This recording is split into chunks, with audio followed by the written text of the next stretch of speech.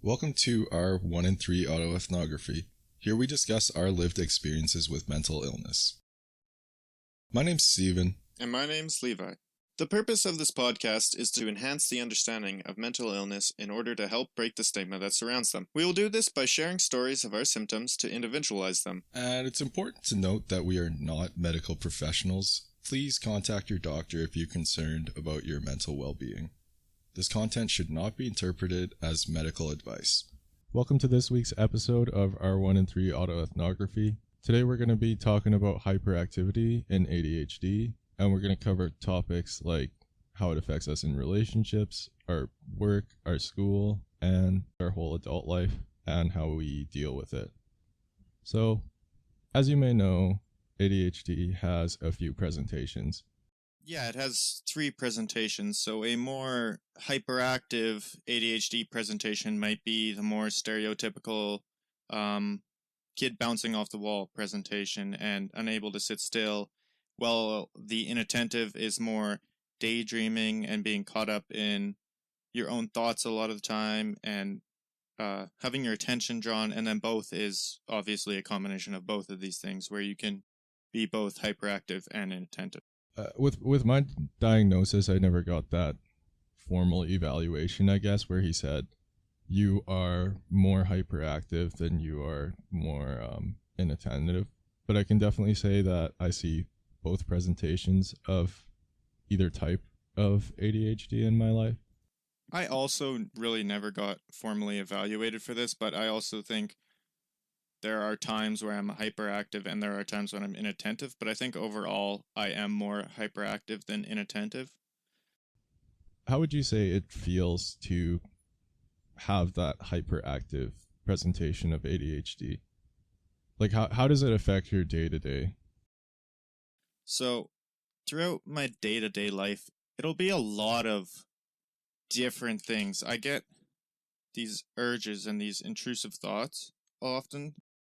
And then it's also a lot of unable to sit still, having to fidget or move or shuffle around how I'm sitting a lot, or constantly moving, walking around and round and pacing, stuff like that.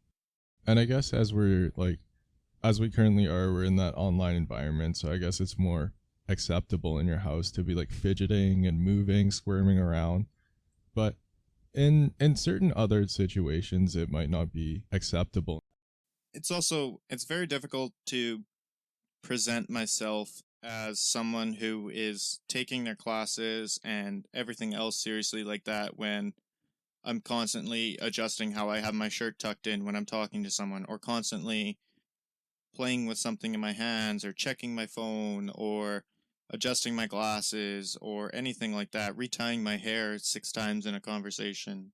Yeah, it almost presents itself as you being really nervous, really anxious, or unprofessional.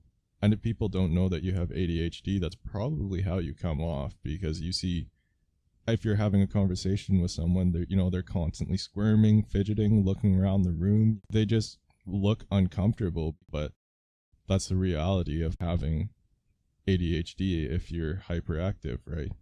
In my day-to-day, I'm going to be moving around. I'm going to be squirming all the time. If I'm in class, like, I'm really bad for it. I'll be clicking my pen and I won't even notice it. And it'll be while a professor's lecturing and I'll just be doing something else, like something that makes noise that I don't notice, like maybe playing with my water bottle, like clicking it, or spinning a pen, or like scratching something, bouncing my knee. I had some friends in my couple of lectures in the past 2 years when I would sit with them and my hyperactivity would present itself as like me bouncing my leg constantly or tapping my foot. And they'd be like, "Levi, what are you doing?" And I'm like, "I'm trying to pay attention here. Like, what are you talking about?" And they'd be like, "Stop tapping your foot." And I'm like, "I didn't even realize I was doing that. Like, sorry." Man, I remember we would study in the Health Sciences library on USask campus, which is like a quiet library. You're not supposed to make noise at all. And one day, I remember he was listening to rock music. It was so loud I could hear it out of his headphones.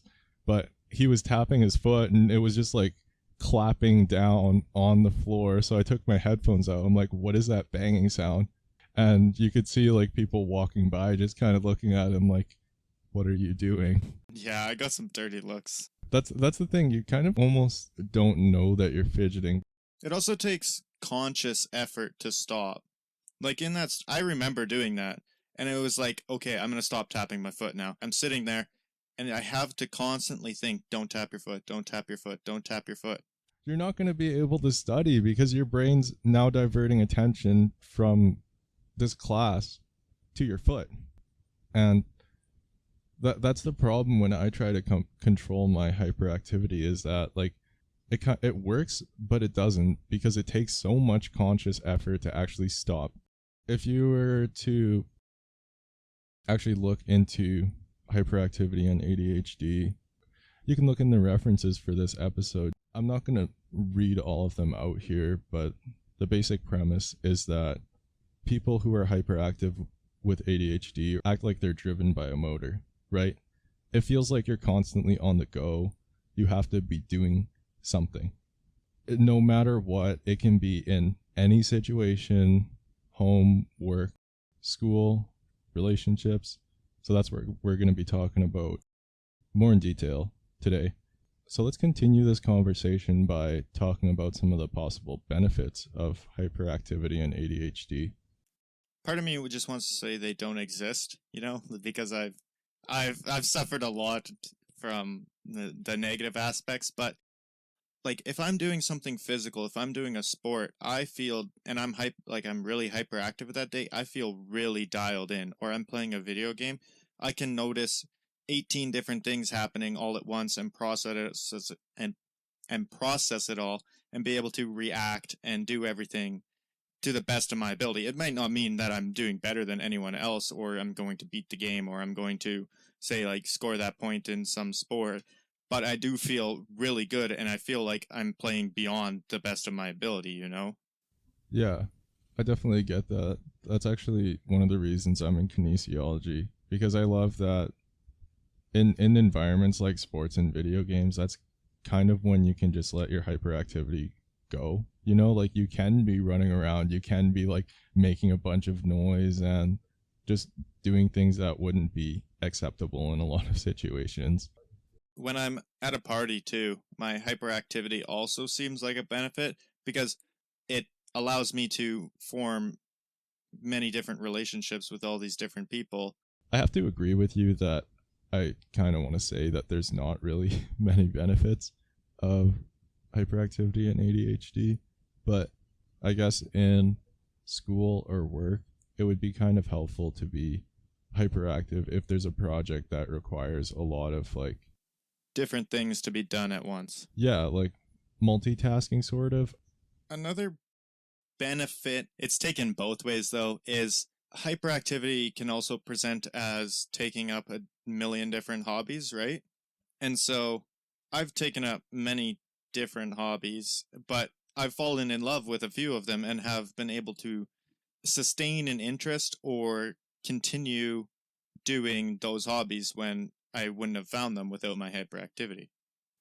See, I found spoon carving and sewing and stuff like that.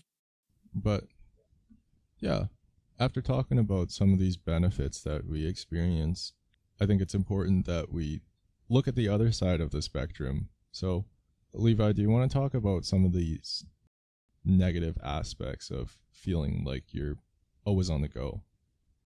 No. Okay, that's fair. Is that it? Just a straight no. Yeah. Some of the negative effects of hyperactive ADHD would be, in my own opinion, the constant change of your focus, right? So I can be focused. I can focus intensely for very long periods of time, but not necessarily on one different thing. I can focus intensely on, say, doing my dishes, and then all of a sudden that switches to looking at my phone, and all of a sudden that switches to reading a book, back to doing the dishes, to making food, and then by the end of the day I feel burnt out because I've done so many different things, but I've only done a little bit of each of these different things, so it doesn't really seem like I got anything done, right? And it's almost like you've done everything other than the one thing that you need to do. That is also very true. I will, if I have one specific task to do, I will very often procrastinate it because it's like, oh, it's just one thing. It's like, it's going to take me like an hour. Like, chill, Levi. Like, now you can clean your house and vacuum and do everything else that's you need to do. And then by the end of the day, it's like, oh, I've run out of time. I'm so tired right now. I can't actually do the thing I needed to do today if I want to have any decent quality in it, right? Yeah.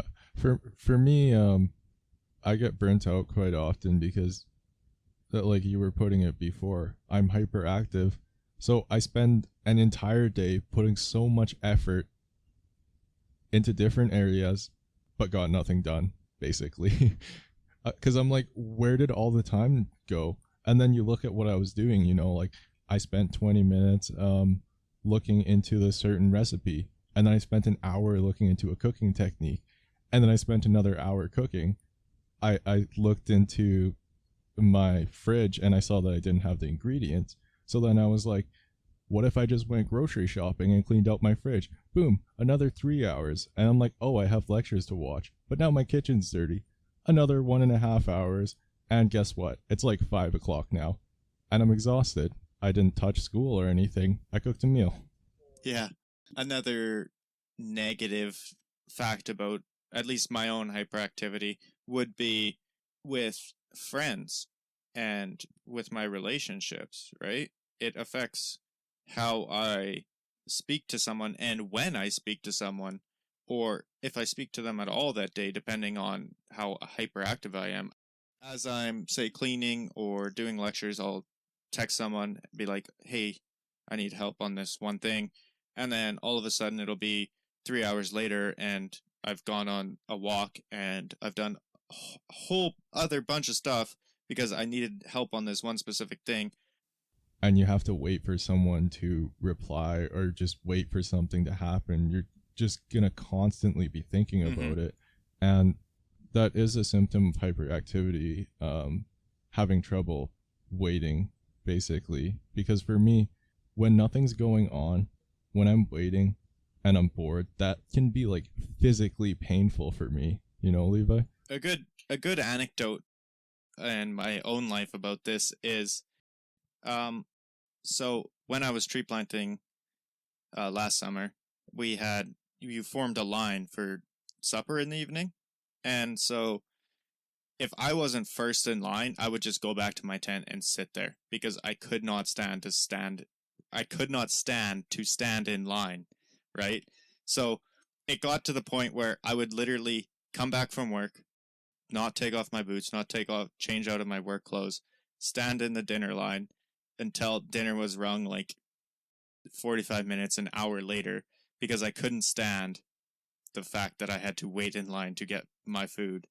But it was also, it was funny because one of the cooks mentioned it. She was like, Levi, you're always first in line. And I was like, yeah, I guess I am.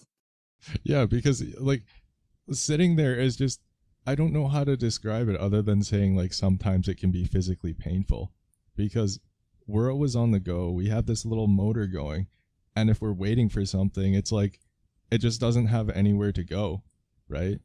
So like you're going to be squirming around, you're going to be moving, you're probably going to be thinking, but you're going to be focused, you're going to be waiting for this task. So you feel like you're almost trapped in a situation and you can't do anything. Feels like you're trying to run underwater. That's how the time passing feels. Or like trying to punch in your dream. It's like super slow, Yeah, exactly. And it's frustrating because you're like watching the punch and you're like, just hurry up. Yeah. I'm sick of this. But speaking of being on the go, another negative aspect of that for me, I can't relax. I can't take breaks ever. Like, even if I finish my whole day, because I schedule my days, right? We talked about that in episode 0. Even if I finish my days, I'm like, now what? Like, I could go sit on the couch, but I'd be so bored. I need stimulation. I need to be doing something. I wish that I could just sit on the couch and relax. I wish that I could just lay down or do nothing. It's exhausting to have to constantly be doing something that captures your attention. It's exhausting to not constantly be bored, like fighting off that feeling of being bored. Because your little motor in your brain, if you have ADHD, it's looking for things, it's looking for something to do. So if you tell it that you're not going to do anything, it's uncomfortable. And for me, that's why I can't relax. Like, I'm not comfortable when I'm relaxing, if that makes sense. I understand that, but yeah, so that idea that you're not able to take a break, or if you are uncomfortable if you do take a break, I think that really plays into a lot of the guilt I feel if I do manage to complete my tasks in a day, which seems weird and opposite. But if I am able to complete everything that I have set out for myself to finish in a day, and I look at my list for, say, the week, or I think about what else I could possibly be doing as I'm sitting on the couch relaxing or something like that, or reading my book, I start to feel guilty because I knew that, or I know in that time there, I could have done one of these other tasks. I could have done something. I could have continued working rather than sitting and relaxing, you know? But sometimes you even think about that while you're working too. Like, Yeah. you can't shift yourself from doing what you're doing, but you're like, I need to be doing homework right now. So I shouldn't be spending a half hour sweeping up my kitchen. I should be doing homework. And then when you're doing homework, you're like, I should really clean my kitchen right now. It's stupid. Yeah. Or for me, it's as I'm doing homework, I'm thinking, yeah, I really need to do homework in this other class right now, as I'm doing homework in a class that I really need to do. Exactly. It's just so exhausting to not be able to take a break, I guess, because like Levi was saying, you feel guilty because you know you have other things to do. And it's just uncomfortable, because your little mind motor is going to be going if you're not doing something, if you're not moving your body, if you're not thinking about something or using your mind for something. It's uncomfortable to be bored. Another thing with this is, I don't know about you, but I feeling personally enjoy 22. no, but I personally enjoy difficult games, or games like Hades or Enter the Gungeon or Apex Legends or something like that. Something where you jump into it and the gratification is both instant and the game is difficult, and you have to focus on 82 things while playing said game if you want to do well at it. And it's like, this kind of satisfies my hyperactivity right now. So things that are mentally draining to do, like play difficult video games or, say, read books, is something I enjoy doing as a pastime to take a break, you know? Yeah, but it's literally exhausting. Like, your brain can only handle so much. Yeah, the reason I like it is because it is exhausting. It quiets the little mind motor down, you know, so that I can actually just sit there. Yeah, but you're not really sitting there. You're doing something that's like taking a bunch of energy. So I guess taking a break isn't really taking a break. It's doing something that's mentally or physically exhausting. Like, I know when I'm in the gym or if I'm playing a sport and, I'm super exhausted, that's when I feel the best. Like, that's when I feel relaxed because I'm doing so much. Like, my little mind motor is just like giving me a thumbs up. It's in the bleachers, like, yeah, you can feel good now. Yeah. I seen a social media post. I'm not sure where I seen it, what platform or anything, but it was a post about how ADHD is about momentum. And I was like, and it was talking about or how it's momentum when you need to do something. And I'm like, well, that's not really true. It's always momentum. It always feels like you're slinging yourself from one task into the next. It's like you're driving a car and swerving across the lanes of traffic. That's how it sort of feels some days. I've heard this analogy a lot. It's like you have a race car engine for a brain, but you have bicycle brakes. And that's the hyperactivity. That's the being driven by a motor. You can't stop moving, you know? But I like that analogy of having bicycle brakes because, you know, if the car is like always running and you try to stop it, it's not gonna like work for the car. It's still gonna always want to move. That's very true. Even if you try and stop, you can't stop. Okay, well, yeah, this actually segues into how my hyperactivity affects my relationships in life, and that in a negative way. And this is if I'm doing something to annoy someone or doing something that does annoy something, and it's like, can you please stop that, Levi? Like, this is really annoying. I don't like when you do this, or I don't want you to do this anymore, or it's distracting me. And I'm like, yeah, sure, I can stop. And then I immediately start again. And it feels like, or to them, it feels like I'm just doing it to spite them, or I'm being an asshole because they asked me to stop and I didn't stop. Like, what are the chances that you are? Because I feel like sometimes with you, it's like 50-50. Oh, yeah, definitely. Yeah, so I definitely annoy people, but another thing is if someone wants me to do something as I'm doing other tasks, or even as I'm just sitting there and my brain is going hyperactive and I'm thinking of a million different things that I have to do and doing them all through my head, and they ask me to do something, and it's like, yeah, sure, I can do that. And then whatever they said enters my brain, and then it immediately leaves my brain because I can't hear them over my own internal monologue. See, but I think that's the thing. Like, with me at least, I'm never really not doing anything. Even if I'm sitting there, my head brain is going like, what's next? Like, what else do I need to do? Like I said, it's like that race car. So if you tell someone with this race car engine to try and like swerve around, you know, and go the complete opposite direction, they can try, but it's not really possible. You can tell them to stop, but it's not really possible. But yeah, like I definitely also see that in a lot of my relationships. If I have nothing going on and I'm bored, the first thing I'm going to resort to if people are around me is I'm going to annoy them or just find a way to piss them off, which is terrible. And I'm sure if you're my friend listening to this, you probably experienced that. So I'm sorry. But it just humors me sometimes, you know, like, because if there's not something going on, it's painful. So like, it's risky, and it's harmful to my relationships, but it's almost like I would rather have someone be angry at me than have nothing going on, you know? Yeah.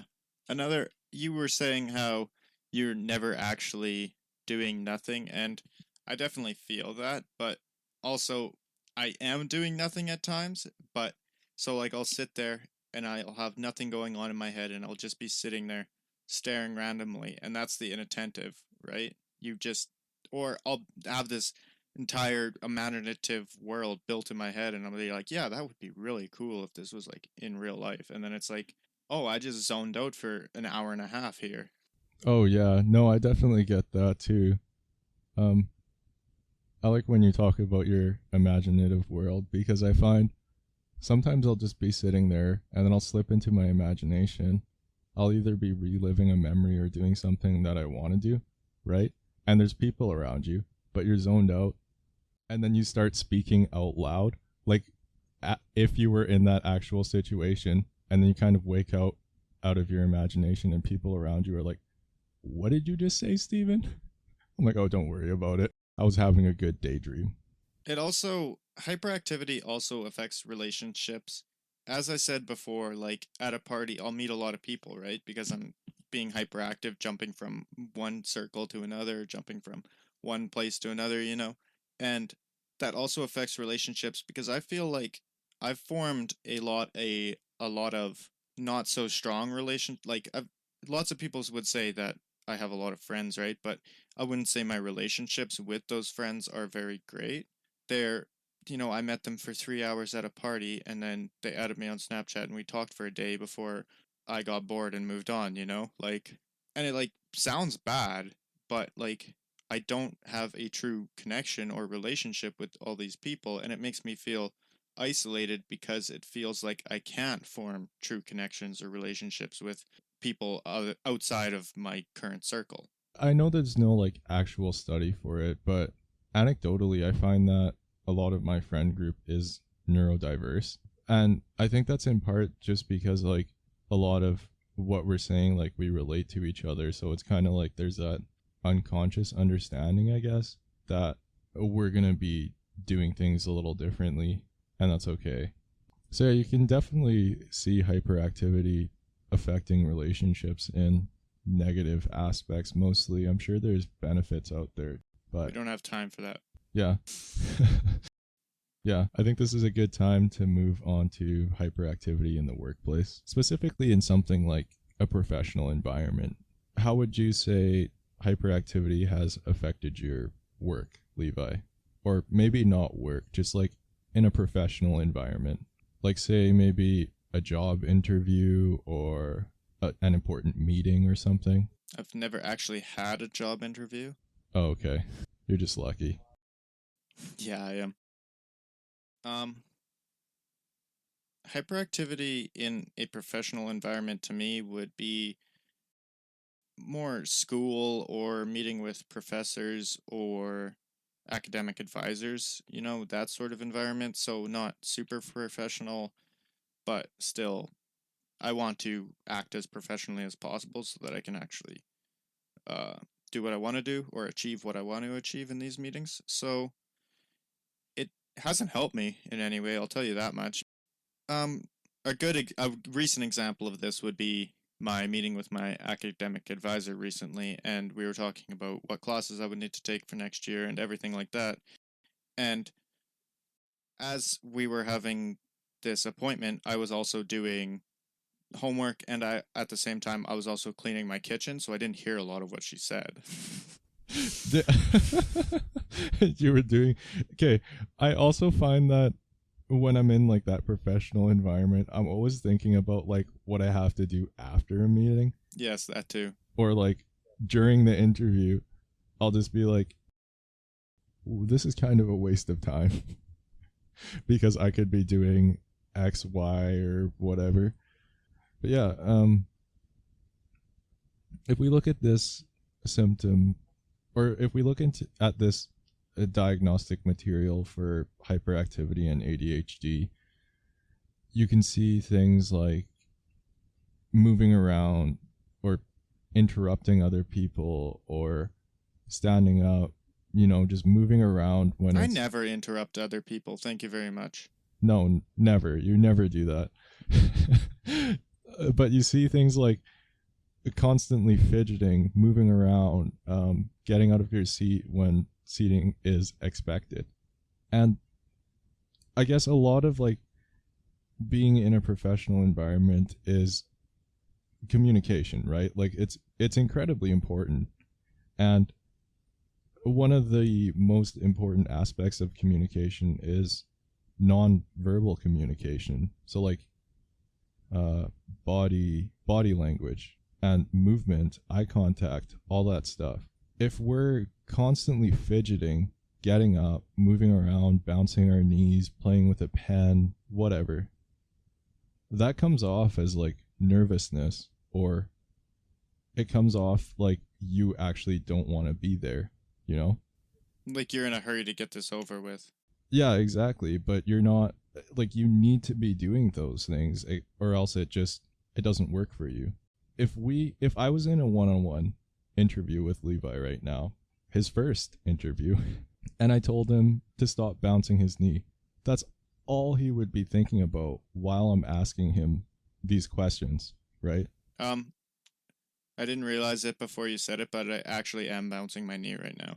But yeah, like, if I told you to stop that, right, then you would just be thinking about bouncing your knee, because half the time you don't notice you're doing those things. Like, I find even in meetings and stuff, like, I'm the only one who's like playing with paper, like moving around in my desk, or not my desk, moving around in my chair, like making noises, crossing my arms, and just constantly fidgeting. But again, that comes off as someone who's uninterested.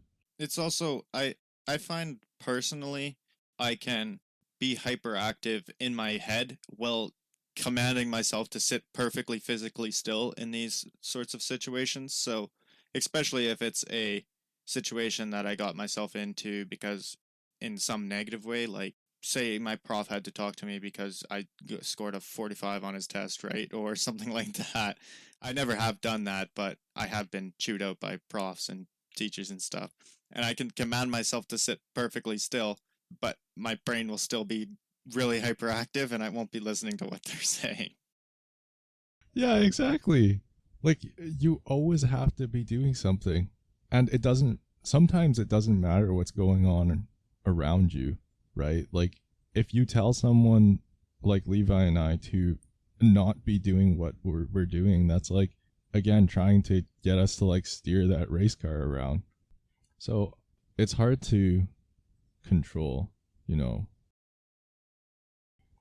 In terms of like trying to control this hyperactivity, Levi, what has worked for you and what hasn't? Many people say carrying a fidget helps them control their hyperactivity. I don't find that helps me. I find I focus more on fidgeting with the fidget toy than actually paying attention. And so it's actually causing me less. So, like, if I'm bouncing my knee, that's fine. I won't notice that. But if I have this fidget toy in my hands and I'm playing with it, I'm going to be focused on playing with it because it's cool and it makes cool noises or it looks cool or something like that, you know? Okay, but right now you're fidgeting with a fidget toy and bouncing your knee. So like, what's your level of focus? I actually didn't listen to the entire last thing that you were saying. I was also on my computer reading about ADHD and eye contact because I remembered that ADHD people have a difficult time maintaining eye contact and forming like being able to make eye contact, and I was wondering if that was linked with hyperactivity, but I couldn't find anything on that. Right. Okay. So you could definitely say it's like maybe give or take 60-70%. Yeah, about 60%, I'd say, focused on this, right? Well, back then it was like 60%. Now it's about 80. Okay, perfect. Now that we're back in the zone, what has worked for you? I never really attempted to try meditation to deal with my hyperactivity, but I do, if I'm feeling especially hyperactive and I can't focus at all or I can't sit still, I do attempt to go for a walk and try and burn off some of that energy and also stretch. I like to stretch and just sit there and stretch for a half an hour or something like that. And that lowers your idle on that motor there in your head, you know? Yeah. I wanted to make a comment there about meditation. I've seen a lot of self-help stuff on the internet saying that meditation is great for people with ADHD, but I've tried it as well, and I don't think that's true because as much as I'd like to say that it's great, I just get so bored, right? Like if I don't have something going on, I can't do it. Just shut everything off. That's not an option for me. I did try that mindfulness, and yeah, I definitely experienced that. It's boring. I couldn't sit still for the required amount of time. I'd always get up, walk away, like, oh my god, I can't deal with this anymore. Have you ever tried that 5 senses thing to ground you? No, never heard of it. Okay, let me just pull it up here. Where the hell? The 5 senses technique is basically, it's a technique for managing anxiety in some situations.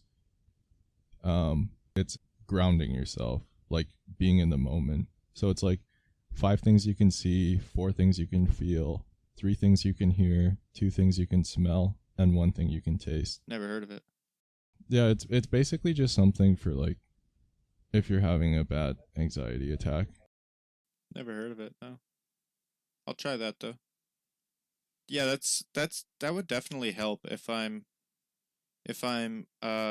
like so focused on, or I'm so unfocused really. I'm focused on 1,000 different tasks. I feel as if that would help me ground myself onto doing one task. Mm-hmm. And I guess that is kind of a form of meditation because it brings you back into the moment. You're focused on your body, like your environment and what's going on around you. And I can say, like, I've done that before when I've gotten anxious, and it's helped. And it's helped with my hyperactivity too. This isn't great, but one of the things that helps me control my hyperactivity is smoking.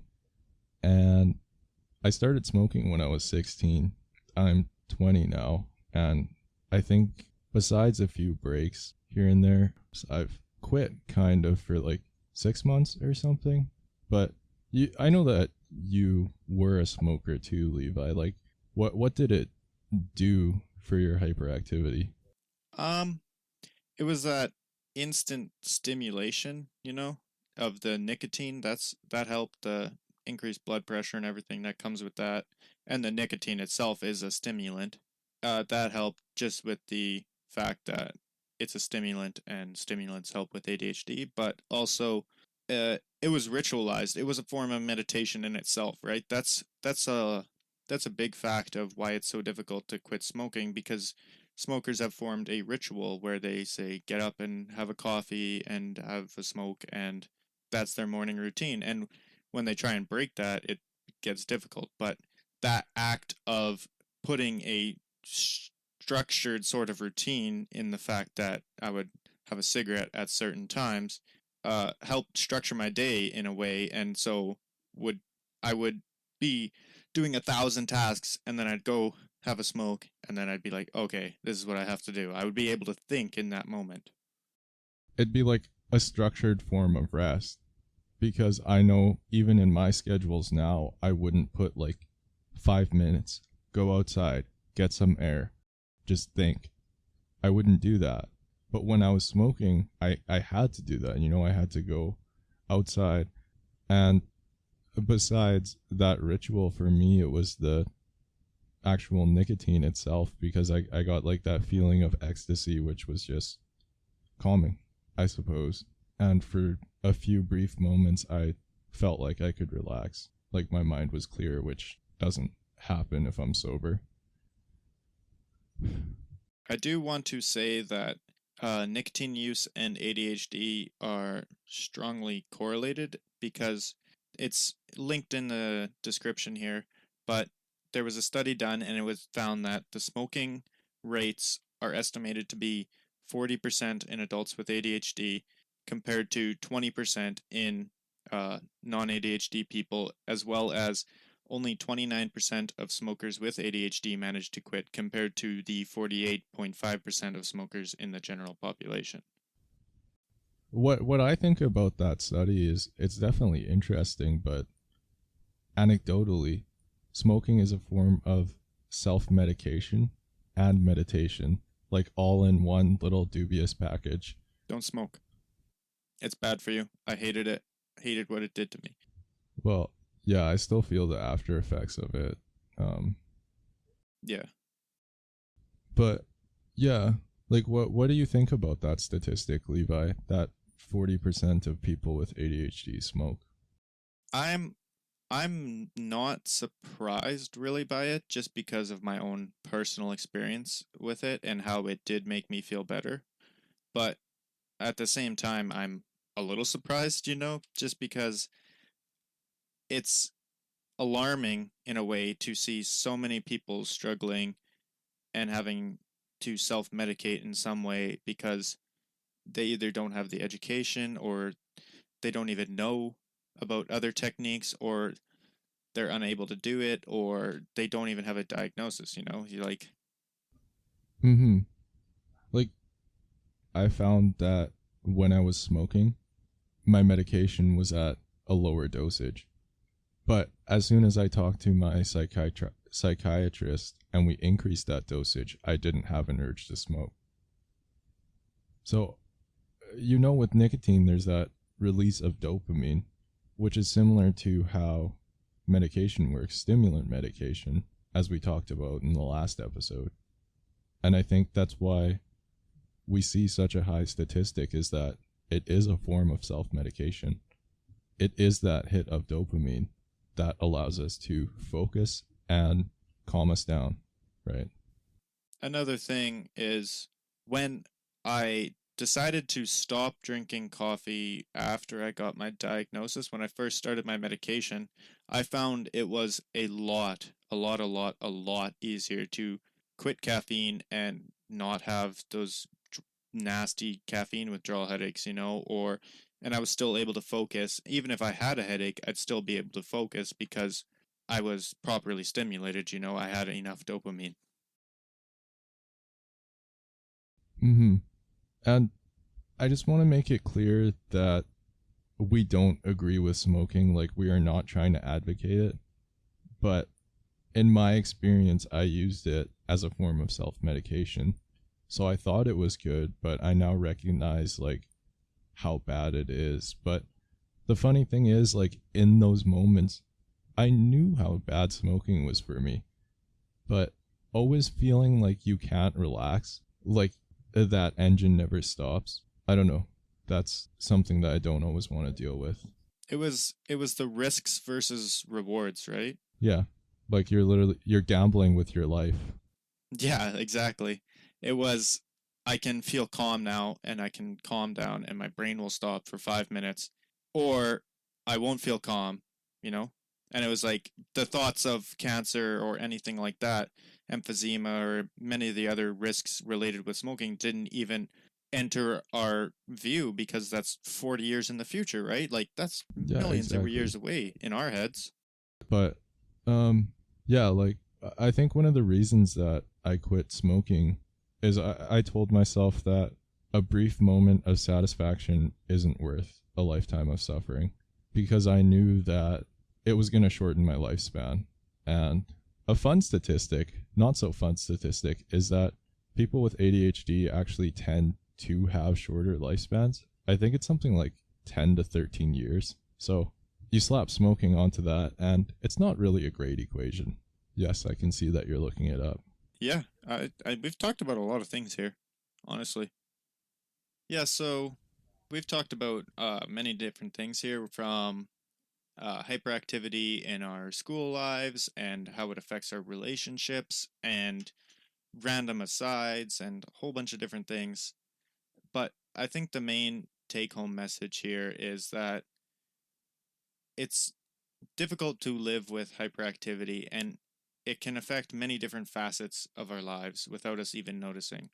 And I don't want to say that it's crippling to us, because it's not, at least in my own personal experience, but it is something that we have to manage, and it is something that we have to manage every day, right? Yeah. So if you're a neurotypical listening to this, just please try to extend your grace. Maybe that person fidgeting in a meeting, shaking their knee, they're not trying to be rude, And I just want to double down on the fact that being neurotypical is not bad. No, not at all. I wish, but yeah, I suppose don't get mad at people or something. If you guys like this episode, make sure to follow us on Instagram at our1and3 podcast and to subscribe to us on whatever you're listening to. It's important to note that we are not medical professionals, and we cannot diagnose anyone with a mental illness. We have both been diagnosed by medical professionals. Please contact your doctor if you are concerned about your mental well-being. This content should not be interpreted as medical advice. The evidence and resources will be in the description. Please investigate these for further information.